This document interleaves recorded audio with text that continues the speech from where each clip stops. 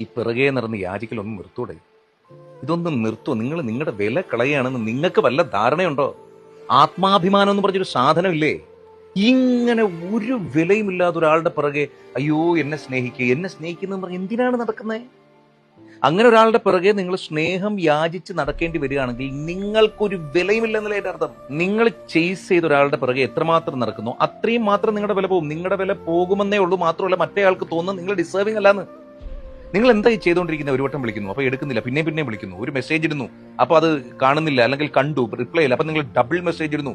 അതിനുശേഷം പിന്നെ പാറ മെസ്സേജ് ഇടുന്നു. അതിനുശേഷം വിളിച്ചു കഴിഞ്ഞിട്ട് റിപ്ലൈക്ക് വേണ്ടിയിട്ട് അങ്ങ് കിടന്ന് കരയാണ്.